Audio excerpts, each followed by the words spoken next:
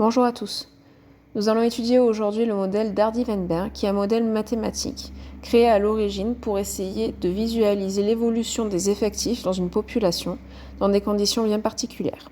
Ce modèle a été créé en fin 19e siècle par deux savants qui l'ont mis au point de façon totalement individuelle, c'est-à-dire qu'ils n'ont pas travaillé ensemble pour mettre au point ce modèle qui pourtant est totalement identique.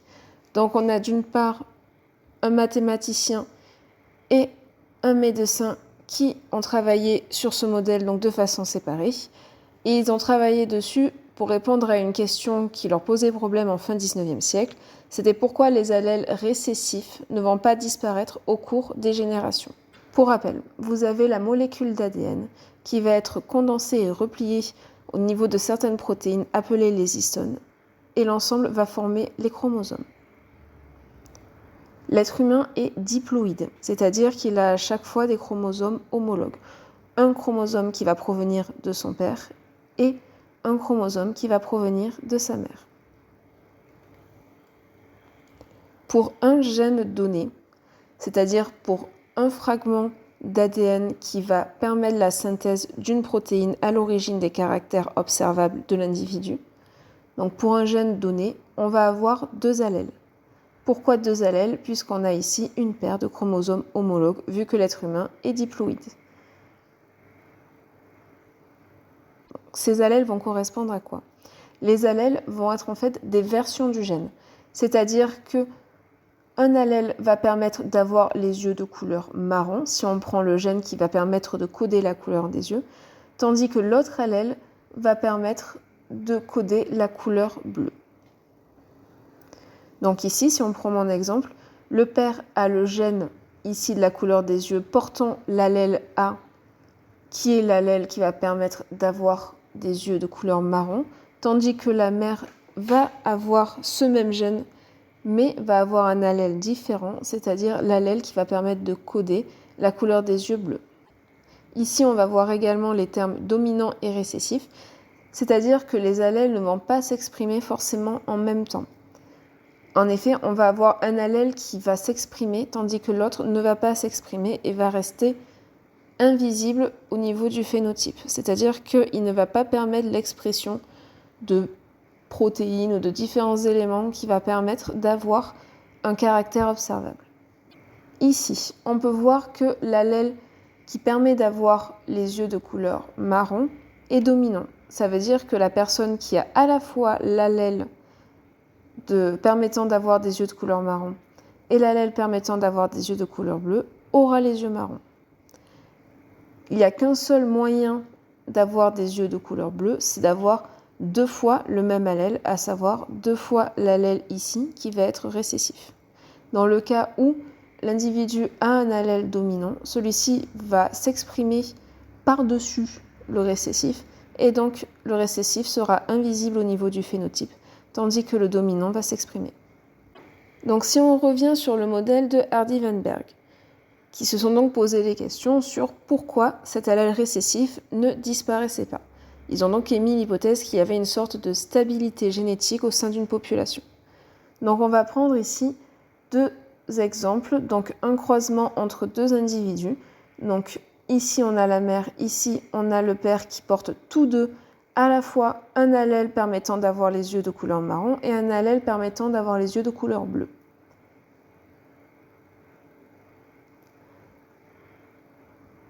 Donc ici, on peut voir le tableau de croisement où à chaque fois, on a les allèles qui vont se retrouver ici pour le père et ici pour la mère. Et lorsqu'on fait le tableau de croisement, on constate ici qu'on obtient un homozygote pour l'allèle dominant A, c'est-à-dire un individu qui aura deux fois l'allèle dominant, c'est-à-dire deux fois l'allèle permettant d'avoir les yeux marrons. Donc lui, on est sûr qu'il aura un phénotype yeux marrons. Ici, on va avoir deux fois un individu qui va avoir le phénotype yeux marrons puisqu'il porte l'allèle dominant grand A responsable de la couleur des yeux marrons, mais il est également porteur de l'allèle récessif. C'est-à-dire qu'il va se retrouver avec les mêmes allèles que ses deux parents, Donc à la fois l'allèle dominant qui va permettre l'expression des yeux marrons et également l'allèle récessif qui permet de coder les yeux bleus, sauf que là, il va être dominé par l'allèle yeux marrons. Donc les personnes ici auront les yeux marrons.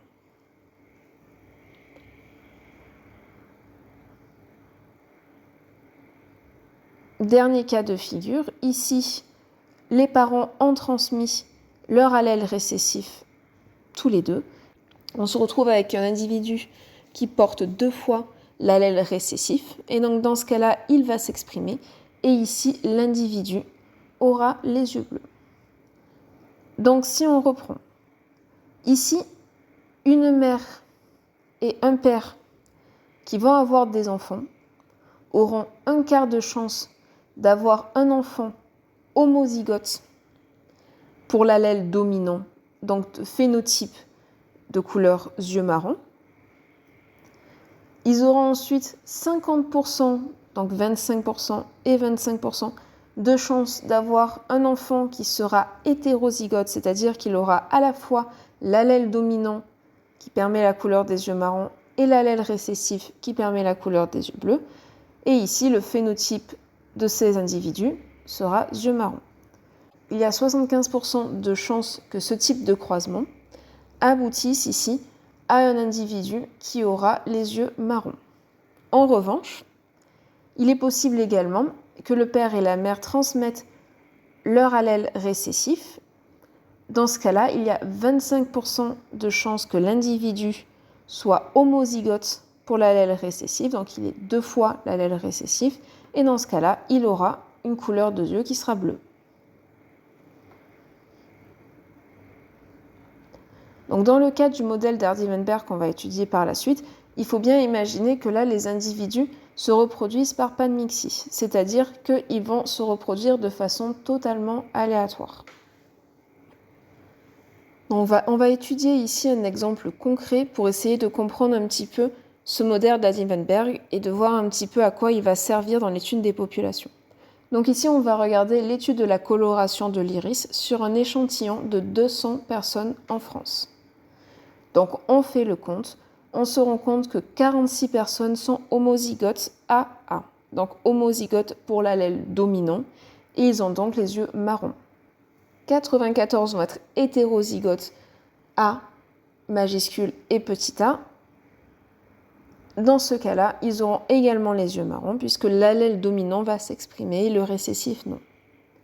60 de ces personnes vont être homozygotes pour l'allèle récessif, donc petit a. Dans ce cas-là, ils auront les yeux bleus. La première des choses à faire dans ce cas de figure va être de calculer la fréquence génotypique. Donc, petit rappel sur la notion de génotype. Le génotype, ça va être l'ensemble des allèles qui va être porté par les chromosomes d'un individu pour le gène qu'on est en train d'étudier. La fréquence génotypique va correspondre au nombre d'individus qui vont présenter un génotype divisé par le nombre d'individus total. Donc, si on prend la fréquence génotypique, ici pour le génotype homozygote pour l'allèle dominant, on va avoir 46 personnes qui vont être ici représentées, on va avoir 46 personnes qui vont représenter le nombre d'individus présentant ce génotype divisé par 200, soit le nombre total d'individus. En multipliant par 100, on va obtenir une fréquence de 23%. Pour calculer la fréquence génotypique pour les hétérozygotes, on va faire 94 divisé par 200 multiplié par 100 et on obtient 47. Idem ici pour l'homozygote pour l'allèle récessif et on obtient 30%. Une fois que la fréquence génotypique est calculée, on peut calculer maintenant la fréquence allélique. Donc si on prend pour l'allèle A, l'allèle dominant, le calcul va être le suivant. On va faire 2 fois A fois le nombre d'individus qui sera homozygote pour cet allèle, plus le nombre d'individus qui va être hétérozygote pour cet allèle et pour l'allèle récessif. L'ensemble va être divisé par le nombre total d'individus multiplié par 2.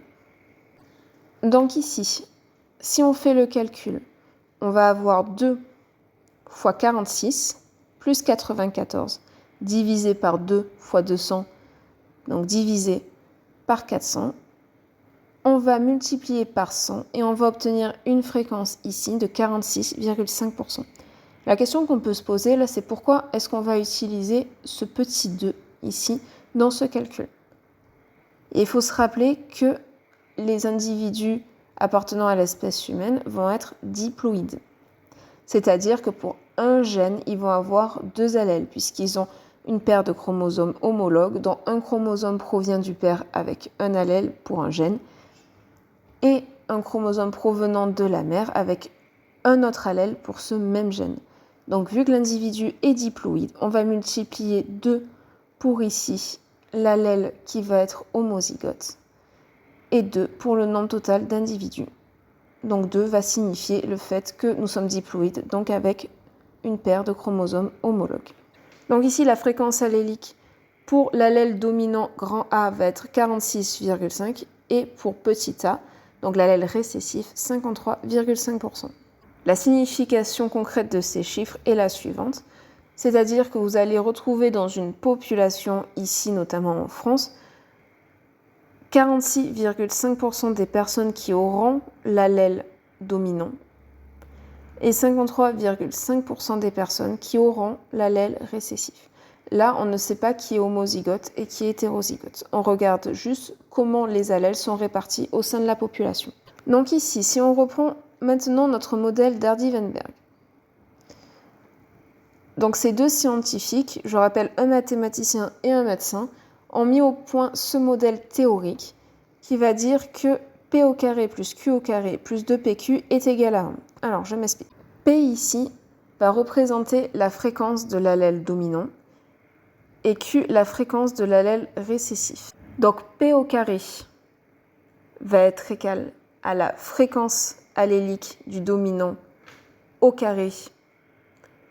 Donc ici, ça va correspondre à 0,22, soit 22%. Pour le récessif, donc Q au carré, donc il va correspondre à la fréquence allélique de l'allèle récessif, donc 0,535 au carré. On obtient 0,29, on multiplie par 100, on obtient 29%. Et pour trouver ici, au niveau de 2PQ, donc pour les hétérozygotes, on fait le calcul suivant, où on multiplie x 2 les fréquences alléliques pour l'allèle dominant et l'allèle récessif, et on obtient 49% en multipliant 0,49 x 100. Donc on vérifie bien que 0,22 plus 0,29 plus 0,49 soit bien égal à 1, et c'est le cas ici. Donc pourquoi est-ce qu'ici on va utiliser P, donc la fréquence allélique de l'allèle dominant, et Q, la fréquence allélique de l'allèle récessif, pourquoi on va les mettre au carré? Donc pour ça, on peut reprendre notre croisement. Et on peut voir ici que dans la première génération où on a le père et la mère, lorsqu'ils vont avoir des enfants, on va avoir un croisement ici pour l'allèle dominant qui va être A fois A, donc A au carré. Je parle de A majuscule, donc pour l'allèle dominant. Idem pour l'allèle récessif, donc petit a fois petit a, donc petit a au carré. Et 2 fois les hétérozygotes qui vont se retrouver ici. Donc c'est grâce à ce croisement qu'on peut comprendre pourquoi on a ici la fréquence allélique de l'allèle dominant A au carré, plus la fréquence allélique de l'allèle récessif au carré, plus 2 fois les hétérozygotes. On obtient ici les valeurs suivantes lorsqu'on compare le modèle théorique, donc le modèle d'Hardy-Weinberg, et la réalité. Donc au niveau des fréquences génotypiques, on a l'homozygote ici. Donc pour l'allèle dominant, on va retrouver sa fréquence génotypique chez 22% des individus de l'échantillon, tandis que pour l'hétérozygote, on va retrouver la fréquence génotypique 49%, et pour l'homozygote pour l'allèle récessif, on va retrouver ici 29%. En réalité, et c'était le calcul qu'on avait fait en tout début, en réalité, on trouve la fréquence génotypique, on trouve ici pour l'homozygote de l'allèle dominant, Donc grand A, 23%. Pour l'hétérozygote, allèle dominant, allèle récessif, donc grand A, petit a, 47%. Et pour l'homozygote porteur de l'allèle récessif, donc petit a, on va avoir 30%. Donc on voit que les chiffres sont quand même relativement proches, mais ils ne sont pas totalement similaires, ils ne sont pas identiques. Maintenant, on va se poser la question de pourquoi on observe une telle différence. Donc ici, on est face à une population qui n'a pas atteint son état d'équilibre. Il y a plusieurs raisons pour lesquelles une population n'a pas atteint son état d'équilibre. Soit la population a un effectif qui est faible. Dans ce cas-là, elle peut être soumise à la dérive génétique, qui est un des mécanismes évolutifs que vous avez déjà étudiés. Elle peut être également soumise à la sélection naturelle et à une sorte de dérivé de la sélection naturelle qui est la sélection sexuelle. Il peut y avoir également des mutations génétiques et également des échanges entre les populations. Pour conclure, il peut être intéressant de mettre au point un modèle de référence qui sera un modèle théorique, mathématique, qui va permettre de suivre l'évolution d'une population donnée. Donc, dans le cas du modèle d'Hardy-Weinberg, il est efficace dans le cas où on est dans une population qui va être fermée, d'effectifs qui va être infini, qui ne va avoir ni mutation ni sélection, et dans lesquels les individus se reproduisent par panmixing, donc c'est-à-dire au hasard. Dans ce cas-là, la structure génétique sera stable et on obtiendra une population à l'équilibre d'Hardy-Weinberg. En réalité, ce modèle est très très faible, c'est-à-dire que les mutations vont faire apparaître de nouveaux élèves dans les populations et vont modifier en général cet équilibre. Merci à tous pour votre écoute et n'hésitez pas à poser des questions en commentaire si vous en avez.